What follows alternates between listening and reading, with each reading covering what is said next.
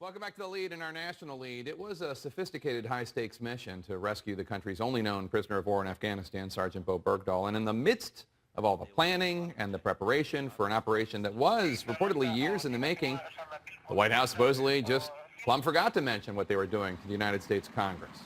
That's according to Democratic Senator Dianne Feinstein, chairwoman of the Senate Intelligence Committee, who told reporters that she actually got a call from the White House, which apologized and said it was an oversight. But Republicans are not exactly satisfied with that explanation. I hadn't had a conversation with the White House on this issue in a year and a half. Now, if that's keeping us in the loop, then, you know, this administration is more arrogant than I thought they were. Well, be that as it may, let's get down to the law here. The National Defense Authorization Act requires that Congress be notified 30 days ahead of releasing any Taliban prisoners from Gitmo. It's a law that the president should be familiar with since it was a defense bill he signed late last year. Now, administration officials are holding a private briefing an hour from now from any senators that want to be more looped in on the details of the rescue. Let's bring in Senator Rob Portman. Senator Portman, thanks for being here. You're going to be at that briefing. What's the number one question you want answered? You know, my top question is about these 5 detainees. What kind of arrangement have we made with the Qatari government? There's been no explanation of that to the Congress and, importantly, to the American people. And I think that's the top question to be asked. Second is, I want to ask the intel folks who are there, what's the likelihood that these 5 are going to get back in the fight? I think it's pretty high, but I want to hear from them. The administration says that they didn't think like they had to seek approval of Congress or even loop Congress in, and B, that Bo Bergdahl's his life was on the line. And because their law didn't have any exemption for a circumstance like that, they felt like they could act. Forgetting the constitutionality of it all, doesn't the fact that his life might have been on the line play some role in how offended you are by this, by Congress not being looped in? Well, we'll see. I mean, the information we have is that back in December, there was a video showing him that the administration thought made him look like his health was not good. I'm talking back in December, like 5-6 months ago. Right. And as a result of that, they thought they needed to act with haste without going by the law, which is very clear. It is a constitutional issue, as you say, because it's about the separation of powers and a law having been passed, the president signed.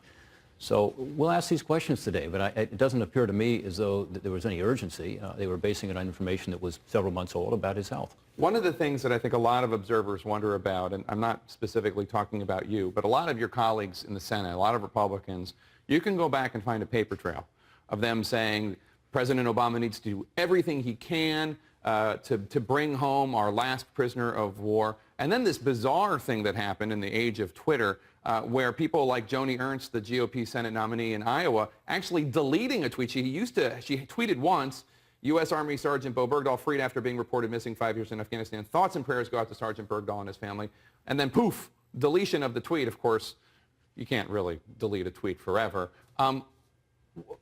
You didn't do this, so it's perhaps an unfair question, but do you understand why some people look at Republican opposition to this and think this is just partisan politics? They don't care about the constitutionality of it, and they're not actually even upset about this deal. Some may see politics in it, but that's not what it's about. As I said, what it's about is who are these 5 detainees? What are the conditions of their release?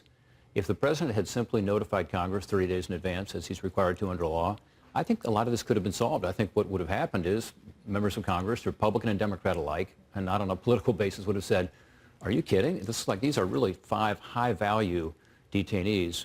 2 of them are military commanders. One was the vice chair of their intelligence network. Is this appropriate? And certainly we would have asked about, what are the conditions for their release? Is it going to be continued detention to keep them off the battlefield or not? I think these questions should have been asked, and there should have been a back and forth on that. I think the president would have been better served. I think we wouldn't have the problems we're now seeing. And it's play devil's advocate. Congress leaks like a sieve.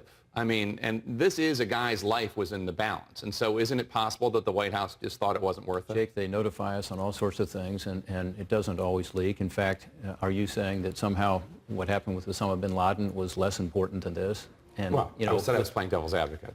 With bin Laden, they were willing to notify Congress, and it Right. never got out.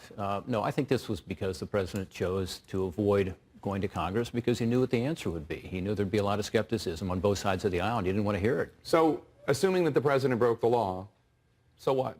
What happens?